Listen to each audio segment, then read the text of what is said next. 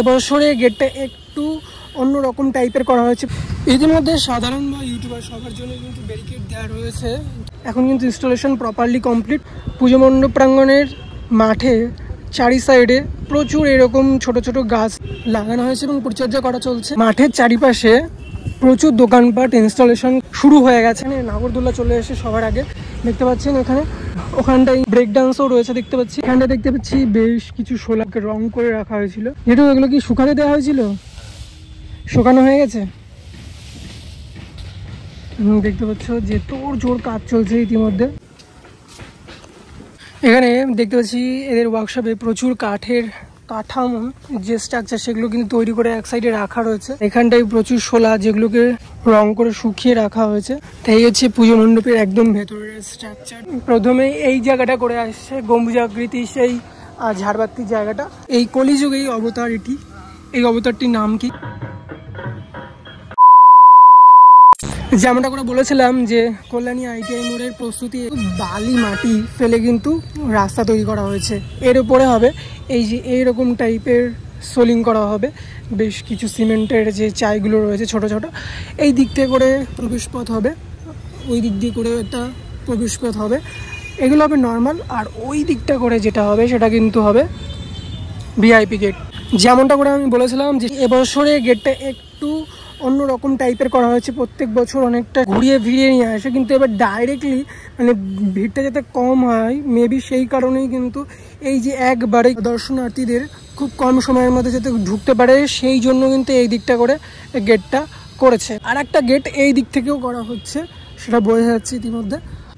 তিনটে প্রবেশ পথ হচ্ছে, তাও আবার নর্মাল। আর একটা হবে VIP গেট, যেটা আমি একটু ভেতরে গিয়ে দেখাবো। তবে চলুন একটু ভেতরের দিকে প্রবেশ করা যাক। ইতিমধ্যে সাধারণ বা ইউটিউবার সবার জন্য কিন্তু ব্যারিকেড দেওয়া রয়েছে।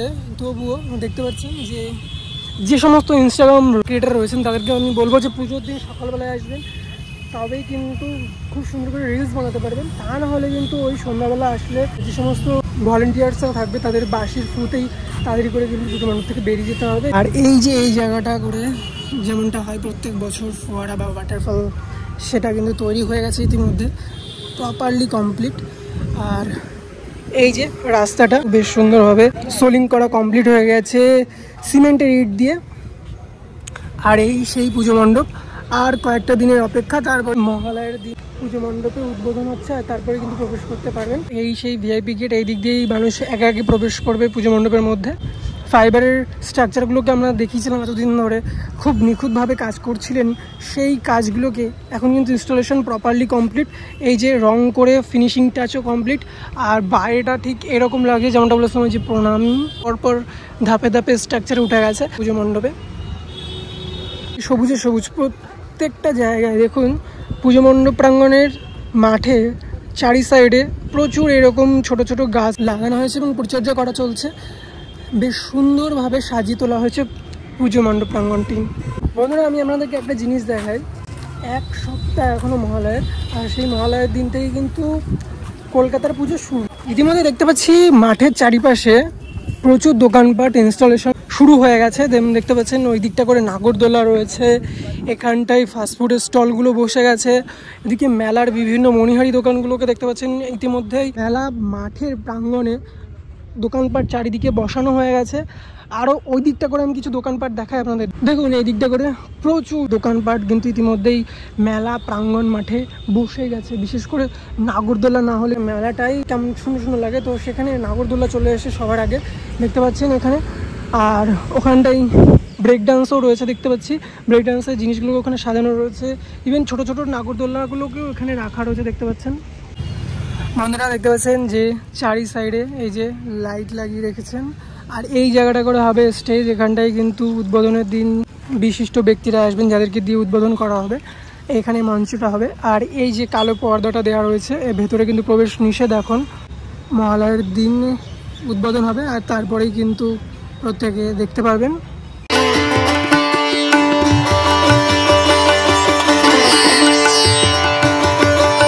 শিয়ালদা থেকে যে কোনো ট্রেনে কল্যাণী চলে আসবেন। রাধে রাধে এভরিওয়ান, আজ চলে আসলাম কল্যাণী। আপনারা এই স্টেশন থেকে রেলগেট পার করে চলে যাবেন কল্যাণী সীমান্ত রেল স্টেশন। এই দিক দিয়ে সীমান্তের দিকে চলে গেল। আর এই দিক থেকে চলে আসলেই এই গেট পার হলেই এইখানটা করে চলে আসবেন, প্রচুর অটো পেয়ে যাবেন। আর এই দিকটা করে আসলে এই ট্রান্সফর্মের এখান থেকে একটুখানি প্রচুর টোটো পেয়ে যাবেন। টোটোয় গেলে 20 টাকা ভাড়া নেবে মাথা পিছু, আর অটোতে গেলে 15 টাকা করে মাথা পিছু ভাড়া নেবে। কল্যাণী ITI মোড়, কল্যাণী ঘোষপাড়ায় নামলে এই যে দেখতে পাচ্ছেন এই রাস্তাটা, এই 500 মিটার দূরত্বে এই যে কল্যাণী ITI মোড়, এই হচ্ছে গান্ধী স্ট্যাচু। এখান থেকে একটুখানি চলে আসবেন পুজো মণ্ডপ প্রাঙ্গণে। কল্যাণী রথতলার এই পুজো মণ্ডপটিকে বেশ সুন্দরভাবে আপনাদের সামনে রিপ্রেজেন্ট করার জন্য চলে আসলাম। আর জানেন যে 2025-এ রথতলা সর্বজনীন দুর্গোৎসব কমিটি এবছরের থিম হচ্ছে আমেরিকার স্বামীনারায়ণ মন্দির। আর এই স্বামীনারায়ণ মন্দিরের কাজ কতটা হলো সেটা দেখানোর জন্য কিন্তু আমি চলে এসেছি। চলুন কন্টিনিউ দেখতে থাকুন, আশা করি বেশ ভালো লাগবে। মন্দিরে ঢোকার জন্য প্রথমত এই দিক দিয়ে করে সোলিং করা হয়েছে। তাহলে দেখতে পাচ্ছি ইতিমধ্যে পুজো মণ্ডপের কাজ, বাঁশের স্ট্রাকচার কমপ্লিট, তারপরে কাঠামের স্ট্রাকচার কমপ্লিট। এখন পালা পুজো মণ্ডপটাকে সম্পূর্ণভাবে তার অলঙ্কারে সজ্জিত করা। আর ইতিমধ্যে দেখতে পাচ্ছি সেই স্বামীনারায়ণ মন্দিরটিকে ইয়েলো কালারের করা হয়েছে, যার প্রত্যেকটি স্ট্রাকচারকে বেশ সুন্দরভাবে ফুটিয়ে তোলা হয়েছে। ইয়েলো কালারের শোলা, ইয়েলো কালারের গ্লিটারিং কাপড় দিয়ে পুরো পুজো মণ্ডপটিকে সাজিয়ে তোলা হয়েছে, দেখতে পাচ্ছেন ইতিমধ্যে। আর এই যে এইখানটা করে দেখতে পাচ্ছেন ওই জেঠু শোলাগুলোকে বেশ সুন্দরভাবে পিন দিয়ে ভালোভাবে লাগিয়ে দিচ্ছে হাতের মাধ্যম দিয়ে। আর এখানটা দেখতে পাচ্ছি বেশ কিছু শোলার কাজ করে রাখা হয়েছে, যেগুলোকে রং করে রাখা হয়েছিল। জেঠু এগুলো কি শুকাতে দেওয়া হয়েছিল? শুকানো হয়ে গেছে। দেখতে পাচ্ছ যে তোর জোর কাজ চলছে ইতিমধ্যে। এদের ওয়ার্কশপে প্রচুর কাঠের কাঠামো যে স্ট্রাকচার সেগুলো কিন্তু তৈরি করে এক সাইডে রাখা রয়েছে। আর এখানটায় প্রচুর শোলা যেগুলোকে রং করে শুকিয়ে রাখা হয়েছে। আরও দেখতে পাচ্ছি বেশ কিছু শোলাকে ইতিমধ্যে রং করে শুকাতে দেওয়া হয়েছিল, সেগুলো কিন্তু গুছিয়ে রাখার কাজ চলছে ইতিমধ্যে। পুরো ওয়ার্কশপটা জুড়ে দেখতে পাচ্ছি শোলা চারিদিকে ছড়িয়ে ছিটিয়ে রয়েছে, তার মানে খুব করে কিন্তু পুজো মণ্ডপের সাজসজ্জার কাজ চলছে। এখানে পুজো মণ্ডপের কাজ কতক্ষণ চলে? রাতে সারা রাতও? রাতে কটা অবধি কাজ হয়? আর সকালে কখন শুরু হয়? 7টায়। এই মণ্ডপের ভেতরে ঢোকা যাবে তো? এই হচ্ছে পুজো মণ্ডপের একদম ভেতরের স্ট্রাকচার, দেখতে পাচ্ছেন।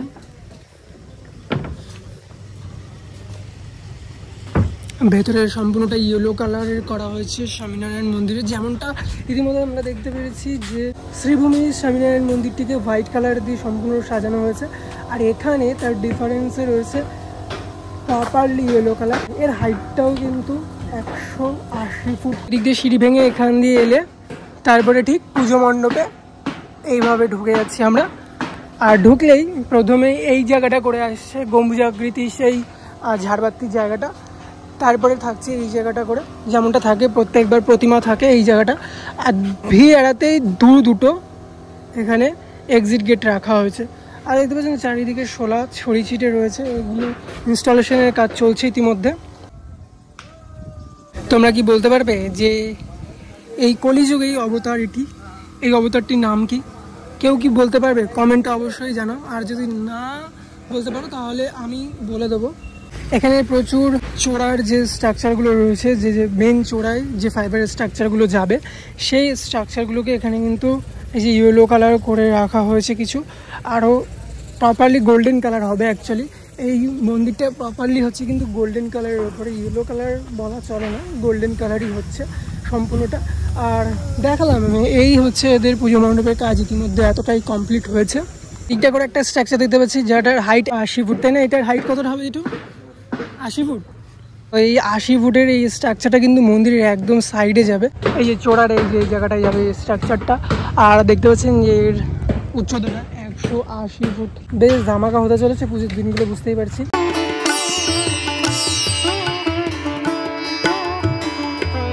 এটি হচ্ছে কাছড়াপাড়ার একটি পুজো মণ্ডপ। গেল ভিডিওতে একজন দাদাভাই আমাকে কমেন্ট করেছিলেন যে কাছড়াপাড়ার পুজো মণ্ডপগুলোকে তুলে ধরতে, তা আমি এখানে আসলাম আর বিগ বাজারের সামনে যে পুজো মণ্ডপটি ছিল সেটাকে দেখালাম। আমি জানি যে পুজোর সময় জমজমাটি হয় কাছড়াপাড়া, তবে চতুর্থী পঞ্চমীর দিনগুলোতেই পুজো মণ্ডপগুলোকে সাজানো হয়। আমি একবার এসেছিলাম। বন্ধুরা, এই ছিল আজকের ভিডিওটা যদি একটুও ভালো লেগে থাকে তাহলে অবশ্যই like, share, comment and subscribe করে পাশে থাকবেন। দেখা হচ্ছে নেক্সট কোনো ভিডিওতে। ততক্ষণ সুস্থ থাকবেন, ভালো থাকবেন। রাধে রাধে।